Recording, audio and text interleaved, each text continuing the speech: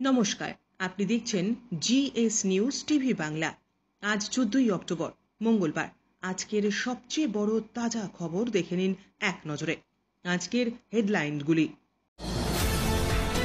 বন্যা বিধ্বস্ত নাগরাকাটায় মুখ্যমন্ত্রী, ত্রাণের তদারকিতে ফের উত্তরবঙ্গে মমতা। উড়িষ্যার মুখ্যমন্ত্রী ফোন করেছেন, মমতা করেননি, মন্তব্য শুভেন্দুর। দুর্গাপুর ধর্ষণ কাণ্ডে ধৃত বেড়ে 5। পাকিস্তান আফগানিস্তান সীমান্তে রক্তক্ষয়ী সংঘাত, ভারতের ওপর বিরাট প্রভাব পড়তে চলেছে। ধানতেরাসের আগে সোনার দাম কমলো নাকি বাড়লো, জানুন আপনার শহরের সর্বশেষ দর। উত্তরবঙ্গে ফের আক্রান্ত বিজেপি বিধায়ক, তুফানগঞ্জে বিক্ষোভের মুখে মালতী রাভা। নিয়ন্ত্রণ হারিয়ে খাদে পড়ল বাস, মর্মান্তিক দুর্ঘটনায় দক্ষিণ আফ্রিকায় মৃত 42। ফের নাগরাকাটায় মুখ্যমন্ত্রী, দুর্যোগে নিহতদের পরিবারকে দিলেন চাকরির নিয়োগপত্র। 6 বছর ধরে কেন কেস চলছে, রাজীব কুমার মামলায় সিবিআইয়ের ভূমিকা নিয়ে প্রশ্ন সুপ্রিম কোর্টে। অকল্পনীয় ঘটনা বর্ধমান স্টেশনে, ট্রেন ধরতে গিয়ে পদপিষ্ট 10 জন। দুর্গাপুর ধর্ষণ কাণ্ড, শুভেন্দুর মঞ্চে নির্যাতিতার বাবা, ধর্ণা চালিয়ে যাওয়ার হুঁশিয়ারি শুভেন্দুর। সপ্তাহের শুরুতেই বিদায়ের পথে বর্ষা, কালী পুজোয় বৃষ্টি নয়, ঠান্ডার আমেজে দীপাবলি সপ্তাহের শুরুতেই বিদায়ের পথে বর্ষা, কালী পুজোয় বৃষ্টি নয়, ঠান্ডার আমেজ। ভেসেছে ভুটানের জলে, ওরাও দিক ক্ষতিপূরণ, নাগরাকাটায় মমতা বললেন চাপে পড়েই নদী কমিশন নিয়ে বৈঠক ডেকেছে কেন্দ্র। বিজয়ের সভায় 42 জনের মৃত্যুর ঘটনায় সিবিআই তদন্তের নির্দেশ দিল সুপ্রিম কোর্ট। বাংলায় 100 দিনের কাজের মামলার শুনানি পিছিয়ে দিল সুপ্রিম কোর্ট। আবার কবে শুনানি? ভোটের আগে বড় ধাক্কা আরজেডির, দুর্নীতি মামলায় লালু রাবড়ি তেজস্বীদের বিরুদ্ধে আদালতের চার্জ গঠন। নিজেদের হিন্দু বলে পরিচয় দেবেন না, বাংলাদেশের হিন্দুদের পরামর্শ ইউনূসের। পদত্যাগ করলেন 900 জন তৃণমূল নেতা কর্মী। এরপর তারা কি করবেন জানেন? অবশেষে মুক্তি, 2 বছর পর হামাসের ডেরা থেকে ফিরলেন ইসরায়েলের 7 পণবন্দী। শুভেন্দু অধিকারীকে এসআইআর করে মেদিনীপুর থেকে বার করে বাংলাদেশে পাঠাও। বিধানসভা ভোটের আগে বিজেপিতে ভাঙন, সোনারপুরে গেরুয়া শিবির ছেড়ে তৃণমূলে প্রভাবশালী পঞ্চায়েত সদস্য কার্তিক সর্দার। সোমে বৃষ্টি দক্ষিণবঙ্গের 5 জেলায়। উত্তরবঙ্গে কেমন থাকবে আবহাওয়া, আজকের আবহাওয়ার বড় আপডেট। এবার বিস্তারিত খবর। আমরা থাকলে এনকাউন্টার করতাম, দুর্গাপুর ধর্ষণ কাণ্ডের ঘটনায় বিরাট মন্তব্য বিজেপি নেত্রী লকেট চট্টোপাধ্যায়। তিনি বলেন, ধর্ষকদের গ্রেপ্তার করে নিরাপদ ঠিকানায় রাখা হয়েছে। একটা এনকাউন্টার হলে আর কারোর সাহস থাকতো না, জানবে যেদিন ধর্ষণ করবে সেদিনই মৃত্যু অনিবার্য। পাল্টা সুর চড়িয়েছেন কুণাল ঘোষও। তিনি প্রশ্ন তুলেছেন, কেন মধ্যপ্রদেশ উড়িষ্যায় ঘটনায় গুলি করে মারা হয়নি? কেন কোনো গণতান্ত্রিক দেশের রীতি হতে পারে না এটা? দুর্গাপুরের বেসরকারি মেডিকেল কলেজে ভিন রাজ্যের ছাত্রীকে গণধর্ষণের ঘটনায় উত্তাল রাজ্য রাজনীতি। রাজ্যে আইন শৃঙ্খলার অবনতির অভিযোগ তুলে দুর্গাপুরের সিটি সেন্টারের সামনে অবস্থান বিক্ষোভ বিজেপি নেতৃত্বের সঙ্গে তুমুল তর্কাতর্কি শুরু হয়ে যায় পুলিশ কর্তাদের। পরে বিরোধী দলনেতা শুভেন্দু অধিকারী সিটি সেন্টারের সামনে এসে অস্থায়ী ধর্ণা মঞ্চে গিয়ে রাজ্য প্রশাসনের কড়া সমালোচনা করেন। সাত সকালে বেপরোয়া ট্রাক পিষে দিল বাইক চালককে। সোমবার সকালে মর্মান্তিক এই পথ দুর্ঘটনাটি ঘটেছে মুর্শিদাবাদের শামশেরগঞ্জের রতনপুরে। ধুলিয়ান থেকে ডাকবাংলাগামী একটি বেপরোয়া ট্রাক্টরের ধাক্কায় মৃত্যু হয়েছে এক যুবকের। ভয়াবহ দুর্ঘটনায় জখম হয়ে হাসপাতালে চিকিৎসাধীন আরও একজন, যদিও এখনো পর্যন্ত মৃত যুবকের নাম পরিচয় জানা যায়নি। এদিকে দুর্ঘটনার পরপরই এলাকায় ভিড় জমে যায়। খবর পেয়ে ঘটনাস্থলে পৌঁছয় শামশেরগঞ্জ থানার পুলিশ। দুর্ঘটনার জেরে ব্যাপক যানজটের সৃষ্টি হয় ডাকবাংলো ধুলিয়ান রোডে। পরে পুলিশি হস্তক্ষেপে পরিস্থিতি স্বাভাবিক হয়। আফগানিস্তান এবং পাকিস্তানের মধ্যে নতুন করে উত্তেজনা ছড়িয়েছে। রবিবার 12ই অক্টোবর 2025-এ আফগান বিদেশমন্ত্রী আমির খান মুত্তাকি ভারত সফরে থাকার অবস্থাতেই কাবুল দাবি করে তারা সীমান্তে সংঘর্ষে 58 জন পাকিস্তানি সেনাকে হত্যা করেছে। অন্যদিকে পাকিস্তানের সেনাবাহিনীর পক্ষ থেকে জানানো হয়েছে অন্তত 23 জন পাকিস্তানি সেনা নিহত হয়েছে এবং 200 জন তালেবান যোদ্ধা মারা গিয়েছে। কেন আবার যুদ্ধের মুখে পাকিস্তান এবং আফগানিস্তান? এই সংঘাতের মূল কারণ তেহরিক-ই-তালেবান পাকিস্তান 2007 সালে গঠিত এই গোষ্ঠীটি পাকিস্তান রাষ্ট্রের বিরুদ্ধে যুদ্ধ ঘোষণা করেছে, কারণ তারা চায় দেশটি ইসলামী শরিয়তি ভিত্তিক রাষ্ট্রে পরিণত হোক। যদিও টিটিপির শক্তি কোন সময় কমে গিয়েছিল, আফগান তালেবান 2021 সালে কাবুল দখল করার পর তাদের প্রভাব আবার বেড়ে যায়। পাকিস্তান দীর্ঘদিন ধরে আফগান তালেবানকে অর্থ, আশ্রয় এবং সামরিক প্রশিক্ষণ দিয়ে এসেছে। তাদের আশা ছিল আফগানিস্তানে তালেবান ক্ষমতায় এলে পাকিস্তানের স্ট্র্যাটেজিক ডেপথ পাবে। এই সংঘাতের সময় আফগান বিদেশমন্ত্রী মুত্তাকি ভারতে সফর করছেন। ভারত আফগানিস্তানের সম্প্রতি সম্পর্ক পুনরুদ্ধার হয়েছে। এমনকি নয়াদিল্লি আবার কাবুলে তার দূতাবাস পুনরায় খোলার পরিকল্পনাও করছে। এই পরিস্থিতিতে পাকিস্তানের জন্য যথেষ্ট উদ্বেগের পরিস্থিতি। ইসলামাবাদ বহুদিন ধরে ভারতের বিরুদ্ধে অভিযোগ করে আসছে যে ভারত নাকি টিটিপি এবং বালুচ বিদ্রোহীদের অর্থ দিচ্ছে। পাকিস্তান সেনার মুখপাত্র সংস্থা ISPR এই সংঘাতকে দাবি করেছেন। তবে ভারত এখনো পর্যন্ত এ বিষয়ে কোনো প্রতিক্রিয়া দেয়নি। চীন এই মুহূর্তে চায় না যে CPEC প্রকল্পের পথে কোনো নতুন সংঘাত বাধা হয়ে দাঁড়ায়। অন্যদিকে সৌদি আরব এবং কাতার, যারা আফগানিস্তানের তালেবান সরকারের ঘনিষ্ঠ, তারাও ঘটনায় রেস্ট্রেন্ট বা সংযত আচরণ দেখাচ্ছে। দক্ষিণ এশিয়ায় এই টানাপোড়েনে ভারত কূটনৈতিকভাবে সঠিক সময় এগিয়ে চলেছে। আফগানিস্তানের সঙ্গে সুসম্পর্ক তারা পুনর্গঠন করতে চাইছে। পাকিস্তান এবং আফগানিস্তান সংঘাত শুধু দুদেশের সমস্যাই নয়, এটি গোটা দক্ষিণ এশিয়ার ভূ রাজনীতিতে প্রভাব ফেলতে পারে। ভারত এই পরিস্থিতিতে শান্তি এবং স্থিতিশীলতার পক্ষে অবস্থান নিলে কূটনৈতিকভাবে অনেক লাভবান হতে পারে। উৎসবের মরশুমে আবারও চড়ল সোনার দাম। অক্টোবর থেকে শুরু থেকেই সোনার দাম হচ্ছে আকাশ ছোঁয়া। বিশেষজ্ঞদের মতে এর প্রধান কারণ মার্কিন যুক্তরাষ্ট্রের সম্ভাব্য সরকারি অচলাবস্থা, বিশ্বব্যাপী অর্থনৈতিক অনিশ্চয়তা এবং উৎসবের মরশুমে সোনার চাহিদা বেড়ে যাওয়া। 13 অক্টোবর সোমবার দেশীয় বাজারে সব ধরনের সোনার দামই বৃদ্ধি পেয়েছে। 24 ক্যারেট সোনার দাম প্রতি গ্রাম 12,508 টাকা। একইভাবে 22 ক্যারেটের দাম প্রতি গ্রাম 11,495, 18 ক্যারেটের দাম 9,405। গত কয়েকদিন ধরে প্রতি 10 গ্রাম 24 ক্যারেট সোনার দাম 1,25,080 টাকায় স্থিতিশীল রয়েছে। আজ তবে সামান্য বৃদ্ধি লক্ষ্য করা গিয়েছে। অন্যদিকে রূপোর দামও অপরিবর্তিত রয়েছে।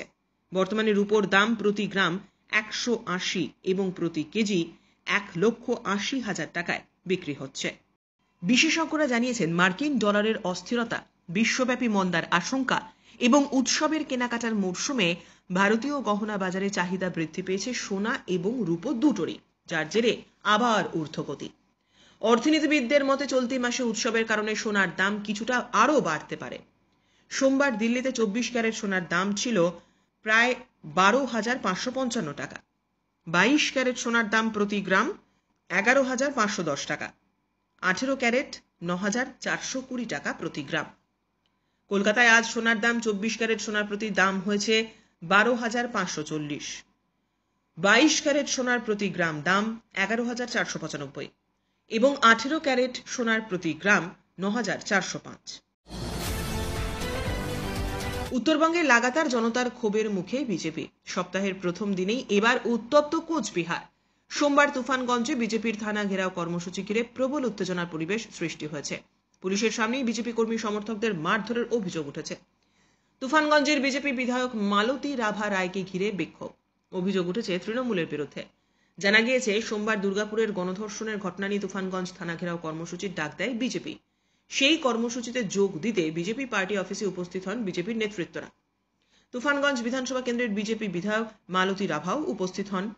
বিজেপি কার্যালয়ের সামনে কোচবিহারের বিজেপি বিধায়ক মালতী রাভা রায়কে ঘিরে গো ব্ল্যাক স্লোগান দেওয়া হয়। বিজেপির দাবি পুলিশের উপস্থিতিতেই দলের নেতা নিখিল ডাকুয়া সহ অন্যান্যরা রাস্তায় ফেলে মারধর করে তৃণমূল কংগ্রেসের কর্মী সমর্থকদের। দুপক্ষের মধ্যে হাতাহাতিও হয়। এই ঘটনায় তুফানগঞ্জের প্রধান রাস্তা আটকে যায় বলে জানা গিয়েছে। প্রসঙ্গত, রবিবার 5 অক্টোবর ভয়াবহ পরিস্থিতির সাক্ষী থেকেছে উত্তরবঙ্গ। দুর্যোগ কবলিত নাগরাকাটা পরিদর্শনে যান মালদহ উত্তরের বিজেপি সাংসদ খগেন মুর্মু এবং শিলিগুড়ির বিজেপি বিধায়ক শঙ্কর ঘোষ। কিন্তু হঠাৎ করেই একদল মানুষ তাদের উপর হামলা চালায়। লাঠি জুতো কিছুই বাদ ছিল না। পরিস্থিতি উত্তপ্ত হয়ে ওঠে। রক্তাক্ত হন বিজেপির সাংসদ। তামিলনাড়ুতে নেতা অভিনেতা বিজয়ের সভায় পদপিষ্টের ঘটনায় সিবিআই তদন্তের নির্দেশ দিল সুপ্রিম কোর্ট। কেন্দ্রীয় সংস্থার তদন্তের ওপর নজরদারি চালানোর জন্য একটি বিশেষ কমিটি গঠন করারও দাবি জানানো হয়েছে। শীর্ষ আদালত জানিয়েছে ওই কমিটির মাথায় থাকবেন সুপ্রিম কোর্টের প্রাক্তন বিচারপতি অজয় রাস্তোগি। গত 27 সেপ্টেম্বর করুরে বিজয়, যিনি এখন থলপতি বিজয় নামে পরিচিত, তার দল তামিলাগা ভেটরি কাজামম এর সভা ছিল। সেখানেই পদপিষ্টের ঘটনায় 41 জন মানুষের মৃত্যু হয়। গোটা ঘটনায় তামিলনাড়ুকে দায় ঠেলাঠেলির রাজনীতি শুরু হয়ে গিয়েছে ইতিমধ্যেই। বিজয়ের দলের বিরুদ্ধে গাফিলতির অভিযোগ তুলেছে সে রাজ্যের শাসক দল ডিএমকে। পাল্টা ডিএমকে কে প্রধান তথা রাজ্যের মুখ্যমন্ত্রীর বিরুদ্ধেই অব্যবস্থার অভিযোগ তুলে কাঠগড়ায় দাঁড় করিয়েছেন বিজয়। হঠাৎ বিদ্যুৎ সংযোগ বিচ্ছিন্ন হয়ে যাওয়ায় পুলিশের লাঠিচার্জ করা এবং পাথর ছোড়াছুড়ি শুরু হয়ে যাওয়ার কারণেই সেদিনের ওই বিপর্যয় বলে দাবি করেন তিনি। পদপিষ্টের ঘটনায় সিবিআই বা কোনো নিরপেক্ষ সংস্থাকে দিয়ে তদন্তের দাবি তুলে মাদ্রাজ হাইকোর্টের দ্বারস্থ হয়েছিলেন বিজয়ের দল। সেখানেও বিজয়কে উচ্চ আদালতের প্রশ্নের মুখে পড়তে হয়েছিল, যদিও এবার শীর্ষ আদালতই সিবিআই তদন্তের নির্দেশ দিল। রাজ্যে 100 দিনের কাজের মামলার শুনানি পিছিয়ে দিল সুপ্রিম কোর্ট। সোমবার শীর্ষ আদালতে কেন্দ্রের অতিরিক্ত সলিসিটর জেনারেল তুষার মেহতা শুনানি পিছিয়ে দেওয়ার আবেদন করেছেন। সেই আবেদন মঞ্জুর করেছেন বিচারপতি বিক্রম নাথ এবং বিচারপতি সন্দীপ মেহতার বেঞ্চ। দুই বিচারপতির বেঞ্চ জানিয়েছে চলতি মাসেই এই মামলার শুনানি হবে। রাজ্যে গত 3 বছর ধরে 100 দিনের কাজ বন্ধ হয়ে রয়েছে। এ নিয়ে বারবার সরব হয়েছে শাসক দল তৃণমূল। এই প্রকল্পের জন্য প্রয়োজনীয় টাকা কেন্দ্রীয় সরকার আটকে রেখেছে। রাজ্য সরকারের দাবি পশ্চিমবঙ্গকে কেন্দ্রে দেওয়া 100 দিনের কাজের টাকা নিয়ে বিস্তর দুর্নীতি হয়েছে। প্রকৃত জব কার্ড হোল্ডারদের বঞ্চিত করে ওই টাকা পাঠানো হয়েছে অন্যদের ব্যাংক অ্যাকাউন্টে। এমনই নানা যুক্তিতে এ রাজ্যে 100 দিনের কাজের বরাদ্দ টাকা আটকে রেখেছে কেন্দ্র। গত জুন মাসে কলকাতা হাইকোর্টের তৎকালীন প্রধান বিচারপতি টি.এস. শিবজ্ঞানম এবং বিচারপতি চৈতালি চট্টোপাধ্যায় দাসের ডিভিশন বেঞ্চ নির্দেশ দেয় 100 দিনের কাজ আবার শুরু করতে হবে। বদলে দুর্নীতি রুখে রাজ্য সরকারকে যে কোনো শর্ত দিতে পারবে কেন্দ্র, তবে গোটা প্রকল্প বন্ধ রাখা যাবে না। উচ্চ আদালত তার পর্যবেক্ষণে জানায় যারা কাজ করতে পারছেন না বা কাজ করেও যারা প্রাপ্য টাকা পাচ্ছেন না তাদের কেন ভুগতে হবে। প্রয়োজনে যে 4 জেলা থেকে দুর্নীতির অভিযোগ উঠেছে সেই জেলা বাদ দিয়ে বাকি অংশে 100 দিনের কাজ চালু করা হোক। আগামী বছর বিধানসভা নির্বাচন, তার আগে ঝাড়গ্রামের বেলপাহাড়িতে তৃণমূলের একাধিক পদ থেকে পদত্যাগ করলেন প্রায় 900 জন নেতা কর্মী। দলের ওপর এক প্রকার ক্ষোভ থেকেই পদত্যাগ করেছেন তারা। আপাতত অন্য কোনো দলে কর্মী সমর্থকেরা যাচ্ছেন না, তারা তৃণমূলেই থাকবেন আর দলে থেকে সাধারণ কর্মী হিসেবে কাজ করবেন। তবে কেন এই অভিমান? বেলপাহাড়ি ব্লকের যুব সভাপতি রাজীব মাহাতো, সদ্য তৃণমূল কংগ্রেসের পদ থেকে সরানো হয়েছে তাকে, তবে বিষয়টা মেনে নিতে পারেনি নিচু তলার কর্মীরা। এ নিয়ে দীর্ঘদিন ধরে ক্ষোভের সঞ্চার হয় বেলপাহাড়ি ব্লক জুড়ে। তৃণমূল নেতাকর্মীদের দাবি বাঁশপাহাড়ি, বেলপাহাড়ি, সন্দাপাড়া, শিলদা, ভেলাইডিয়া এবং হারদা অঞ্চলের যুব সভাপতিরা এদিন তাদের পদ থেকে পদত্যাগ করলেন। তাদের অভিযোগ রাজীববাবু তৃণমূলের সক্রিয় কর্মী, নির্বাচনের সময় দলের জন্য অনেক কিছু করেছেন, তারপরেও তাকে সরিয়ে দেওয়া হয়েছে। দীর্ঘদিন ধরেই বিষয়টি জেলা যুব সভাপতিকে জানানো হয়েছে, যদিও তিনি কর্ণপাত করেননি, আর এখান থেকেই ক্ষোভের উদ্ভব। তৃণমূলের বাঁশপাহাড়ি অঞ্চল যুব সভাপতি দিলীপ মাহাতো বলেন, আমাদের প্রেসিডেন্ট রাজীব মাহাতো, উনি সবসময় পার্টির দায়িত্ব নেন, এমনকি ভোটে লড়াই করে উনি ভালো রেজাল্ট করে এসেছেন, তাকে অন্যায়ভাবে বাদ দেওয়া হয়েছে। সেই কারণেই দলের ওপর ক্ষোভ প্রকাশ করে পদ ছাড়লেন তারা। তোমার বাবার জন্ম সার্টিফিকেট আগে দেখাও, না দেখাতে পারলে বাংলাদেশে যাও। বিজেপির জন্ম 78-এর পরে, তাই এসআইআর করে তাড়াতে হলে আগে বিজেপিকে এবং শুভেন্দুকে তাড়াতে হবে। শুভেন্দু অধিকারীকে এসআইআর করে মেদিনীপুর থেকে বার করে বাংলাদেশে পাঠানোর ডাক দিলেন তৃণমূল কংগ্রেসের মুখপাত্র সুদীপ রাহা। এদিন বিজয় সম্মেলনের মঞ্চ থেকে রাজ্যের বিরোধী দলনেতাকে বেনজির আক্রমণ করেন।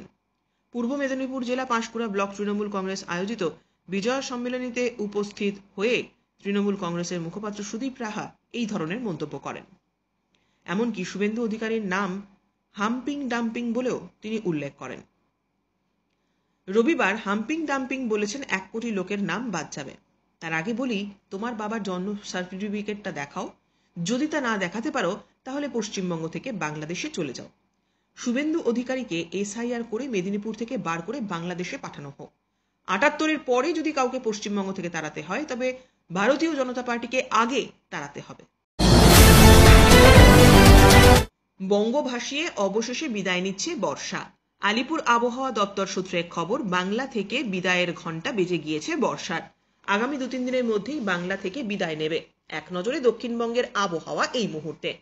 সোমে বৃষ্টি হতে পারে 2 চব্বিশ পরগনা, 2 মেদিনীপুরে। কোথাও কোথাও হালকা থেকে মাঝারি বৃষ্টি।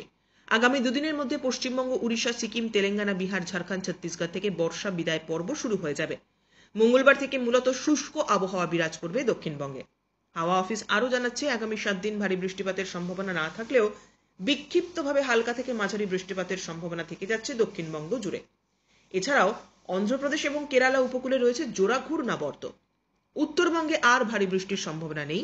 স্থানীয়ভাবে বজ্রগর্ভ মেঘ থেকে মেঘলা থেকে হতে পারে আকাশ, এবং হালকা বৃষ্টির সম্ভাবনা থাকছে দার্জিলিং, কালিম্পং, জলপাইগুড়ি প্রভৃতি জায়গায়। এই ছিল আজকের সবচেয়ে গুরুত্বপূর্ণ খবর। আমাদের খবরগুলি ভালো লাগলে ভিডিওটি শেয়ার করুন, চ্যানেলটি সাবস্ক্রাইব করতে ভুলবেন না। ফিরে আসবো আগামী গুরুত্বপূর্ণ খবর নিয়ে। ধন্যবাদ।